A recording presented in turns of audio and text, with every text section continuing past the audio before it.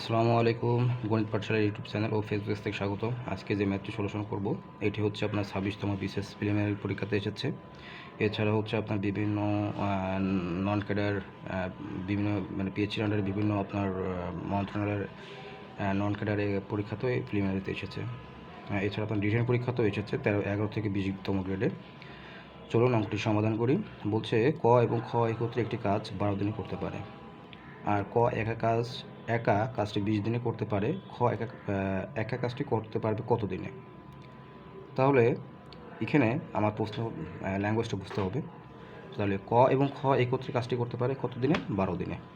তাহলে ক প্লাস খ 12 দিনে কাজটি করে কত?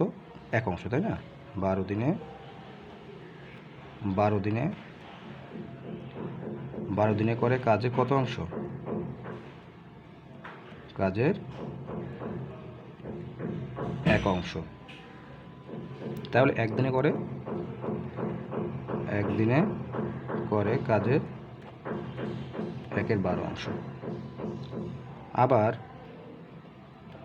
বলছে কি ক একা কাজটি 20 দিনে করতে পারে। তাহলে ক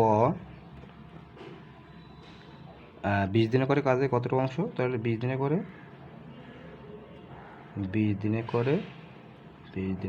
কাজের কত অংশ? এক অংশ। এখন তাহলে একদিনে করে কাজের 1/20 অংশ। এরপরে বলেছে যে খ একা কাজটি কতদিনে করতে পারবে, তাই না? তাহলে খ কত কাজটি করবে? তাহলে খর আসে, তাহলে যদি আমি খয়ের বলি তাহলে খ কাজটি যদি করতে পারে তাহলে কি হবে? এই যে দেখেন যে ক এবং খ একত্রে কাজ করছে কত? 1/12 অংশ, আর ক করেছে 1/20 অংশ। তাহলে এই দুইটা যদি আমি বিয়োগ করি তাহলে খয়ের অংশটা আমি বের করতে পারবো না। তাহলে খ একদিনে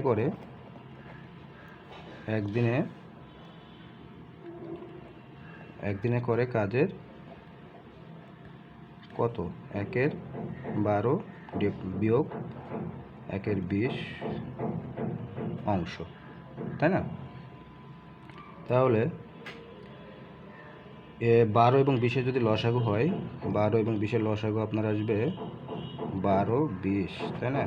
2, 6, 10, 2, 3,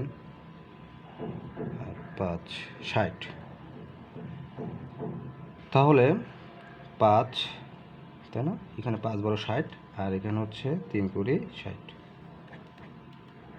তাহলে 2/60। এটাকে আমি যদি কাটাকাটি করি তাহলে কত আসবে? 1, আর এখানে আসবে 30। তাহলে 1/30 অংশ। তাহলে খ আপনার কত অংশ করলো? 1/30 অংশ করলো।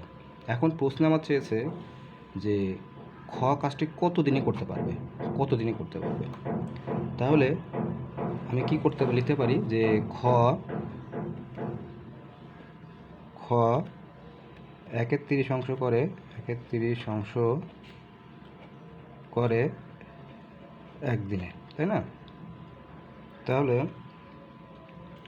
1/30 অংশ যদি একদিনে করে তাহলে এক অংশ করবে 1 গুণ 30/1, 30 দিনে, তাই 30 দিনে।